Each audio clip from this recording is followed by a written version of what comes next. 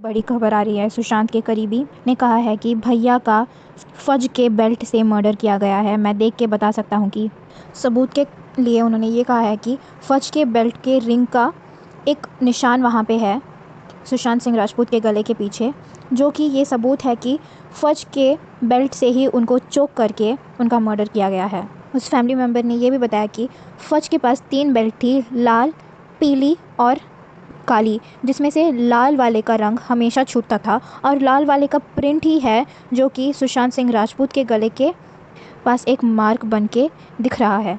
उनका कहना है कि रस्सी से ऐसा मार्क कभी नहीं आ सकता। ऐसा सनसनीखेज खबर दे दिया है आरोप आचार्य ने। इसके साथ ऐसा भी बताया गया कि रिया चक्रवर्ती ईडी को कोऑपरेट नहीं कर रही थी, बातों का जवाब वो ठीक से नहीं दे रही थी, हर चीज़ को टाल रही थी।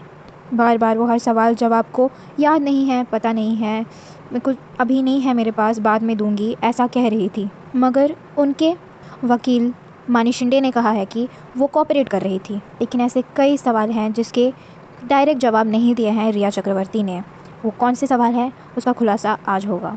कल ईडी के साथ 8.5 घंटे तक पूछताछ चली रिया की और उनके ऊपर मनी लॉन्ड्री का केस किया गया है। कल रिया, शौविक, श्रुति मोदी और रिया के मैनेजर की पूछताछ की गई थी। उन सभी की अलग अलग पूछताछ की गई थी, लेकिन जब रिया से पूछा गया कि रिया ने क्यों कंपनी के को डायरेक्टर का पद छोड़ा, तब उसने उसका जवाब ठीक से नहीं दिया। और जब पूछा गया कि रिया के इनकम टैक्स और उनका खर्च का क्या संबंध है, क्योंकि उनका खर्च बहुत ज़्यादा है और उनका इनकम टैक्स रिटर्न बहुत कम है और उन्होंने बस 1-2 ही फिल्म किए हैं, ज़्यादा फिल्म भी नहीं किया है, तो उनको इतना सारा पैसा कहाँ से मिल रहा है।